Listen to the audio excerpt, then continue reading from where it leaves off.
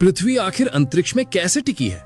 क्योंकि अगर आप पृथ्वी से थोड़ा दूर जाकर देखेंगे तो आप देख पाएंगे हमारी ये नीली सी बॉल किसी चीज पर टिकी नहीं है। इसके नीचे कुछ नहीं है, सिर्फ खाली अंतरिक्ष।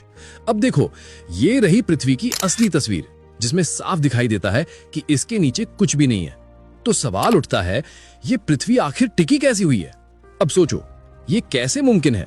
कई लोग कहेंगे कि सूर्य की ग्रेविटी से पकड़े हुए है, लेकिन अगर ऐसा है तो वो ग्रह जो किसी तारे के बिना अकेले अंतरिक्ष में घूम रहे हैं, वो कैसे टिके हुए हैं? क्योंकि ऐसे ग्रह सच में मौजूद हैं, जिनका कोई सूरज नहीं, फिर भी वो यूं ही स्पेस में तैर रहे हैं। वैज्ञानिकों ने कई ऐसे ग्रह खोजे हैं जो अपने तारे से आजाद होकर अकेले ही अंतरिक्ष में तैर रहे हैं, यानी बिना किसी सूरज के, बिना किसी ऑर्बिट के, फिर भी मौजूद हैं। तो इसका मतलब है कि गुरुत्वाकर्षण अकेला जिम्मेदार नहीं है जो हमें ब्रह्मांड में टिकाए हुए है। तो फिर ऐसा क्या है जो हर चीज को इस विशाल ब्रह्मांड में नीचे गिरने से रोक रहा है? वैज्ञानिक कहते हैं, अंतरिक्ष वैसा नहीं है जैसा हम देखते हैं। वो खाली नहीं है, बल्कि ये पूरा ब्रह्मांड एक फैब्रिक यानी एक कपड़े की तरफ फैला हुआ है, जैसे हम स्पेस टाइम कहते हैं। आप इसे यूं समझो, अगर उस कपड़े पर आप कोई बॉल रखो तो वो हल्का सा झुक जाएगा।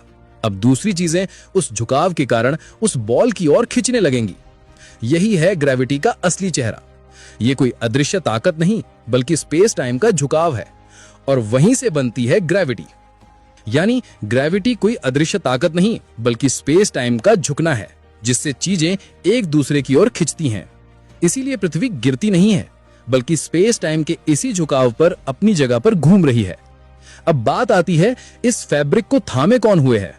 तो वैज्ञानिक कहते हैं कि यही है डार्क मैटर और डार्क एनर्जी।